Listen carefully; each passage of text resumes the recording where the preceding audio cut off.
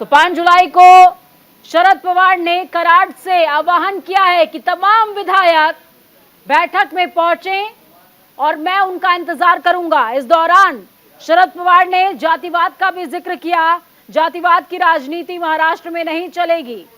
महाराष्ट्र को ये जो सियासत का नया ट्रेंड बीजेपी ने शुरू किया है, इसका जवाब देना होगा, एकजुटता का परिचय देना होगा। शरद पवार ने ये बात कही है और ये बात उन्होंने दोहराई कि आज गुरु पूर्णिमा है। मैं आप तमाम लोगों को गुरु पूर्णिमा की शुभकामनाएं देता हूं। अब आप सोचिए कि यहाँ पर शरद पवार ने आखिरी में गुरु पूर्णिमा का जिक्र करके क्या बोला होगा। शरद पवार ने कहा, चुनी हुई सरकारों को गिराया जा रहा है, बड़ों का आशीर्वाद नहीं लेना चाहते ये, हमें नई शुरुआत करनी है। और इसी के साथ सांप्रदायिकता, जातिवाद के खिलाफ जंग का आह्वान यहां से शरद पवार ने किया है और कहा कि महाराष्ट्र में जातिवाद की सियासत तो बिल्कुल नहीं चलने देंगे। फूट डालने की कोशिश की जा रही है, कोशिश सफल नहीं होगी। तो शरद पवार को सुन रहे थे आप। शरद पवार साफ तौर पर कई राज्यों में पार्टी को तोड़ने की कोशिश की जा रही है, इस बात का जिक्र करते नजर आए। समाज में वैमनस्य पैदा किया जा रहा है, खाई पैदा की जा रही है। शुभम हमारे साथ ग्राउंड जीरो से जुड़े हुए हैं। शुभम लगातार ग्राउंड जीरो पर एक्टिव। शुभम, शरद पवार बोले तो क्या खूब बोले और आखिरी में इन्होंने बड़ों के आशीर्वाद का भी जिक्र किया और सबसे बड़ी बात जो कोट किया यहाँ पर शरद पवार ने, वो कहा कि जातिवाद और सांप्रदायिकता की भावना के साथ बीजेपी जो करना चाहती है उसमें सफल नहीं हो पाएगी। बिल्कुल, देखिए यहाँ पर शरद पवार ने एक बात तो यहाँ पर स्पष्ट कर दी है कि दिल्ली के आगे महाराष्ट्र, आपको वो जो स्टेटमेंट उन्होंने दिया वो नहीं करते। ये बताने की कोशिश हुई है कि पवार साहब इवेंचुअली हमारे साथ आएंगे, जिसके बारे में मैं और हम सब लोग बैठ के इसके ऊपर चर्चा हुई। पवार साहब ठाम है और महाविकास आघाड़ी जो महाराष्ट्र में है, देश में जो वो काम कर रहे हैं, उससे वो डेविएट नहीं होने वाले कोई भी किसी भी हालत में। ये लोगों में गलतफहमी स्प्रेड करके लोगों का सपोर्ट लेने की ये कोशिश है। दोबारा से अजित पवार साहब जो है वो बिना तैयारी के गए हैं, दोबारा से बिना तैयारी के गए हैं। मालूम नहीं। गुरु पौर्णिमेला तुमच्या बरोबर असणार आहेत का Sharad Pawar? Mr. Pawar yesterday said that you are not going to approach the court. So is there a change in the stance, or were you just referring to you guys approaching the speaker, deputy speaker? We have now approached the speaker yesterday night. Today this morning he spoke to me, honorable speaker spoke to me, and he said yes, he has received the petition filed by us and he will look into it and get back to us. We have requested to honorable speaker that he should give us the earliest hearing on that petition. Secondly, the people, 9 persons, 9 MLAs have gone and taken oath in the cabinet of Maharashtra government.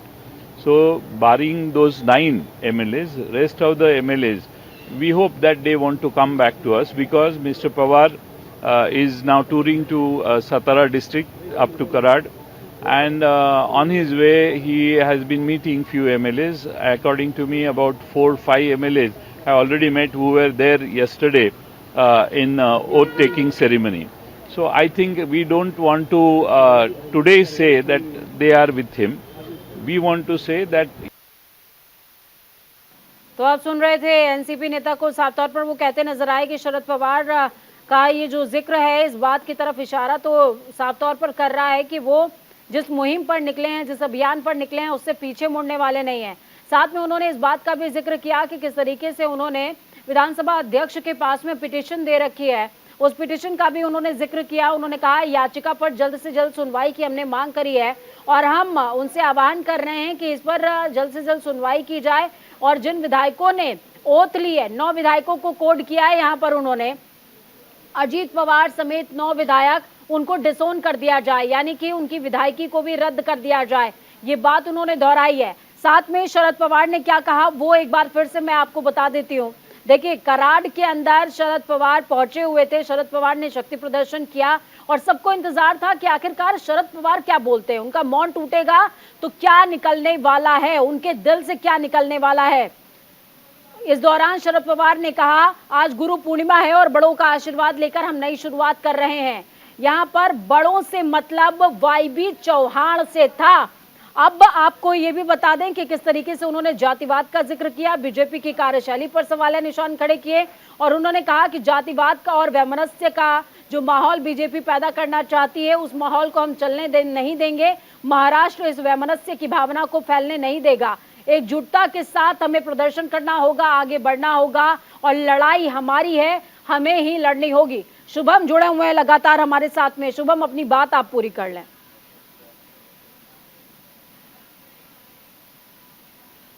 Shubham, आप तक मेरी आवाज पहुंच पा रही है?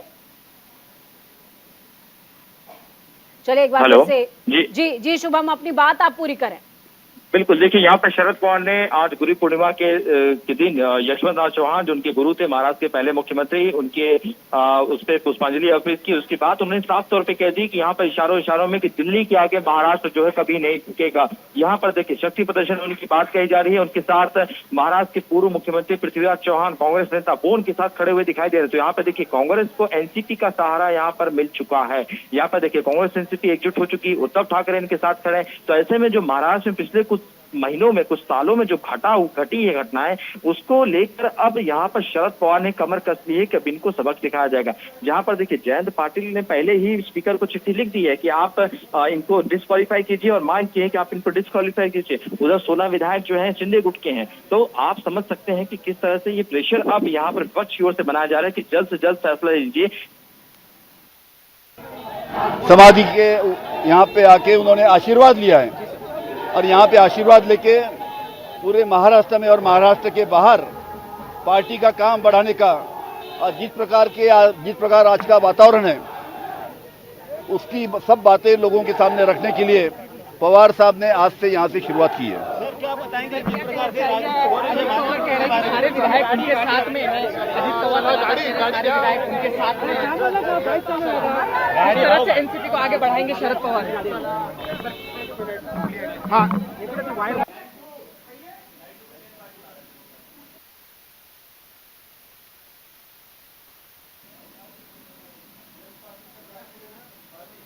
देखिए तस्वीरें आपको लगातार दिखा रहे हैं। दो तस्वीरें यहाँ पर अजीत पवार के घर की तस्वीर आप देख पाएंगे। अब जो तथ्य निकलकर सामने आ रहा है वो सबसे बड़ा तथ्य समझिए। अजीत पवार के घर पे आपको लश्कर जरूर नजर आ रहा होगा, लेकिन काम के जो सिर हैं इसमें वो सिर्फ 8 ही हैं, क्योंकि कल शपथ लेते कराड़ में माननीय पवार साहब जी के गुरु स्वर्गीय यशवंतराव चौहान यहाँ पे उनके समाधि पे आके पवार साहब ने उनका आशीर्वाद लेके पार्टी को बढ़ाने के लिए उन्होंने शुरुआत आज से की है और यहाँ पे आज आशीर्वाद लेने वो आए थे और यहाँ से सब जो राष्ट्रवादी कांग्रेस जो भी कार्यकर्ता है उनको साथ में लेके महाराष्ट्र और महाराष्ट्र के बाहर राष्ट्रवादी कांग्रेस की ताकत बढ़ाने का काम शरद पवार ने आज से शुरुआत की है और आज उनको यशवंतराव चौहान जी का आशीर्वाद मिला है। गुरु पूर्णिमा का दिन है और इस शुभ दिन के अवसर पर पवार साहब ने इसकी शुरुआत आज की है। ईडी सीबीआई की वजह से ये 9 लीडर जो हैं उस पार्टी में गए हैं, ईडी सीबीआई की कार्रवाई की वजह से ये 9 लीडर जो हैं उस पार्टी में गए हैं, क्या कहना चाहेंगे सर? ईडी सीबीआई तो पाटिल को सुन रहे थे आप, हाथ जोड़ते नजर आए आखिरी में जब सवाल उनसे पूछा गया कि ईडी सीबीआई की कार्रवाई की वजह से डर करके वो पार्टी में चले गए हैं, तो उन्होंने हाथ जोड़ लिए। लेकिन सबसे बड़ी बात यहाँ पर ये समझिए कि दोनों गुटों से 7 से 8 चिट्ठियां भी स्पीकर के पास पहुंची हैं और स्पीकर ने इस बात को कोट भी किया है। शुभम जुड़े हुए हैं लगातार हमारे साथ में। शुभम, देखिए जिस तरीके की चीजें देखने को मिल रही हैं, शुभम का संपर्क हमसे टूट गया है, लेकिन इस बीच आपको बता रहे हैं तीसरी बार उप मुख्यमंत्री बने हैं अजीत पवार और सबसे बड़ा धक्का लगा है शरद पवार को। धक्का किस तरीके से, फिर चाहे आप देखिए अजीत पवार का नाम हो, प्रफुल्ल पटेल का नाम हो या फिर छगन भुजबल का नाम हो, ये तीनों ही बेहद करीबी बताए जाते हैं। बाकी के 5 से 6 लोगों को अगर आप साइड भी कर देंगे तो ये 3 नाम ऐसे हैं जो कि शरद पवार के बेहद खास लोगों में गिने जाते हैं। उनका साइड हो जाना, उनका शिंदे गुट से जाकर के मिल जाना, ये शरद पवार के लिए बड़ा टेंशन हो गया है।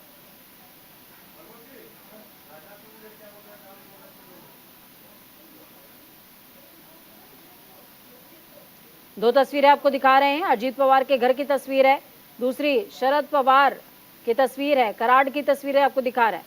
अजीत पवार के घर पे सबसे बड़ा तथ्य जो निकलकर सामने आया कि अजीत पवार के घर पे जब विधायक पहुंचे तो सिर्फ और सिर्फ 8 विधायक ही थे, जबकि शरद पवार जब वाईबी चौहान को श्रद्धांजलि देने के लिए कराड़ पहुंचे हुए थे तो वहां पर बड़ी तादाद में लाव लश्कर देखने को मिला और इसको शरद पवार के शक्ति प्रदर्शन के तौर पर देखा जा रहा है। हालांकि असली शक्ति प्रदर्शन अभी बाकी है, क्योंकि संख्या बल तो प्रूव करना पड़ेगा। पार्टी का सिंबल है घड़ी, लेकिन फिलहाल के लिए, कुछ समय के लिए ही सही, लेकिन अजीत पवार का वक्त शरद पवार की घड़ी में बेहतर दिखा रहा है। तो ये बड़ी तस्वीरें हैं आज महाराष्ट्र की सियासत से जुड़ी हुई।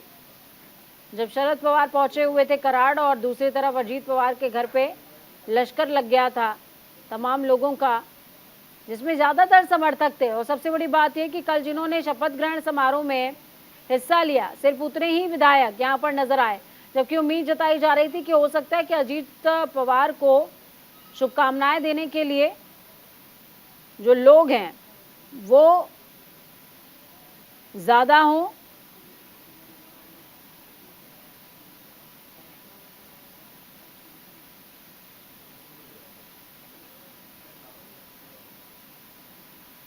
महाराष्ट्र में जातिवाद की राजनीति नहीं चलेगी, फूट डालने की कोशिश हो रही है, इस बात का जिक्र यहां पर शरद पवार ने किया है।